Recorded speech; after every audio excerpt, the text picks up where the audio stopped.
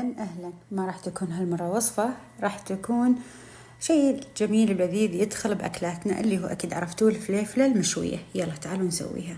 لما تكثر عندنا الفليفلة، سواء عندكم مزرعة أو منها جتكم أو شفتوها رخيصة بالسوق، خذوها استغلوا الفرصة وسووها.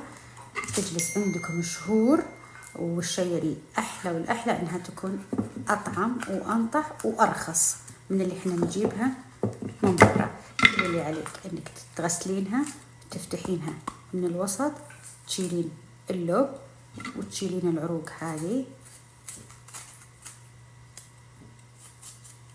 ونفس الشيء البذور الداخلية، وعلى صينية غسلتها كل الكمية وسويت فيها مثل ما وريتكم، وعلى صينية، وبعدين ورق زبدة، وبعدين زيت الزيتون راح أرشها كذا بالكامل. على فكرة تخلون اللي برا هو الوجه، الجلد حقها هنا على جنب عشان ما يعكس الفرن. دخلت الصينيتي مثل ما انتم شايفين، وراح أشغل من فوق ومن تحت، وأختار خيار شواء.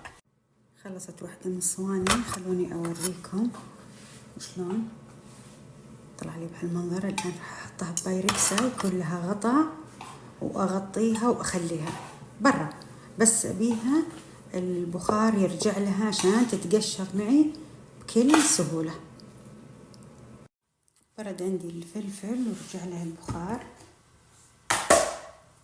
خلوني أوريكم بكل سهولة راح يطلع معي القشر بهالشكل. بقشره كله وأرجع لكم.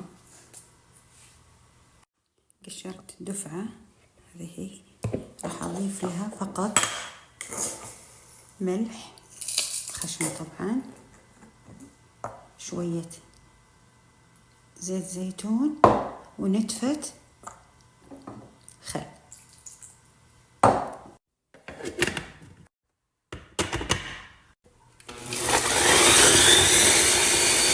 طبعا احنا ما نبيها تفرم فرم ناعم مرة، نبيها كذا. إذا كنتي مسوية كمية كبيرة فرزنيها وتجلس عندك بشهور سنة. خذي القالب اللي على قد حاجتك وبهالشكل، وعلى الفريزر. جزء مثل ما شفتوا حطيته بقوالب الثلج وعلى الفريزر، وجزء انت عاد تعرفين احتياجك. جزء بقارورة، بس لازم تكون قزاز، ما ينفع انها تكون ما ينفع تكون بلاستيك. وعلى وجهها عشان ينحفظ زيت زيتون. هذا خلوه للاستخدام اليومي اللي ما يطول يعني. وهذا شكل قوالب الفليفلة بعد ما طلعتها من الفريزر وجمعتها بهالشكل. تجلس عندكم فترة طويلة جدا جدا مناسبة، وخليت شوي هنا للاستخدام اليومي. عليكم بالعافية.